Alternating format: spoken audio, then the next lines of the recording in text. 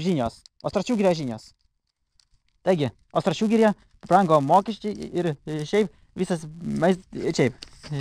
maistas pabrango ir šiaip visas pieno produktai, šiaip viskas brangsta Ostračiūgiryje. Taip visi žmonės piktinasi, visi piktinasi, visi žvėrys, visi gyvuliai, viskas piktinasi. Taip visiems pikta, visi nerimsta, visi miršta ir pragaras ir viskas ten, ir visi nori patekti į rojų, bet negali. Taigi visi žmonės sako, kad nori gyventi danguje, bet nori patekti į pragarą ir nori patekti į dangų, bet negali. Todėl visi tenka į skaistyklą ir visi nori. Antras reportažas. Taigi, mokykla pacanai borščiai.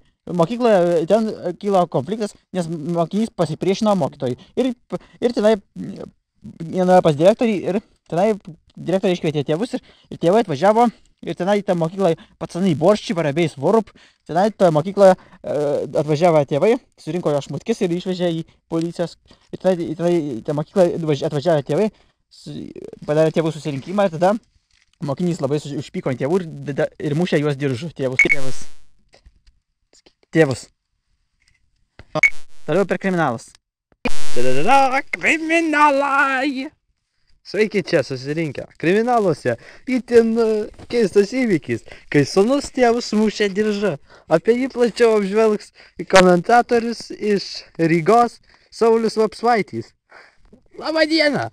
Mes apžvelgiame šį įvykį, kuris įvyko pacanai ribėtai mokykloje. Ačiū, kad pataisėjai mane vaikutį. Vienas mokinys, kurio pavardės neminėsime. Pip, įsiėmęs diržą nuo kelnių, sumušė savo tėvus visų akivaizdoje. Tačiau vienas labai įdomus dalykas, kuris vertas komedijos. To mokinio kelnės, kai jis nusiėmė diržą, nusmuko. Ir tada buvo labai gražus vaizdas. O šiaip toks įvykis vieną kartą per metus tikrai vyksta, kai vaikas sumuša tėvus diržu. Antras reportažas iš mūsų Ostračiūgirio, kur girtas dviratininkas pakliuvo į policininkų pinklės. Taigi dabar trumputis reportažas iš ten. Taigi, šiandien mes nufilmavom reportažą iš kriminalo įvykio vietos, kur girtas pokeris pakliuvo į policijos žabangas.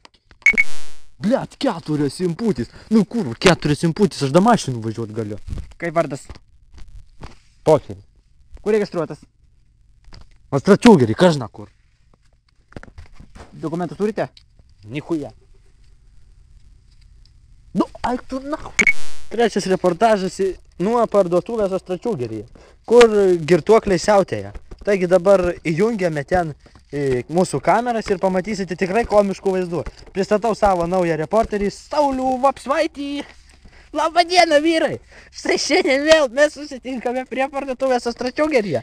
Šiandien prie parduotuvės labai linksmas įvykis. Paklausykite, kaip kalba mūsų miesto pijokėliai. Įpil, broli, taurelę, noriu sugert. Ne, broli, nežik man harmoniką. Nereikia harmonikas, dainuojam. Plaukė mėnulis kaip bliūdas. Ant pripičką vyrėza cirka. Sėdėjo mergaitė nuliūdus. Tarp kojų jo švietė vište. Štaigi tokie vaizdai prie mūsų parduotuvės. Ir viskas tuo pasakyta. Taigi, užbaigėme šį kriminalinį įvykį. Ketvirtasis mūsų kriminalinis įvykis, kuris įvyko Paberžės gatvėje Ostračiūgirio mieste. Vienas žmogus, kurio negalime vardinti, nes negalime pažeisti jo autorinių teisių, su kirvuku ėjo link miško. Ir jį užkliūdė ten toks žmogus, PPVV. Čia ne jums nesvarbu žinot. Ko žiūri? Gerai, toliau tęsime mūsų laidą. Toliau mūsų laidoje sportas. Sporto įvykiuose. Labai dramatiška kova užvirė Ostračiūgirio teniso aikštelė, kur Kalomį vien sėtosi 6-4, 6-3 ir 6-5 įveikė Edvard Maja. Štai ši kova buvo lemtinga. Į finalą pateko Kalomį ir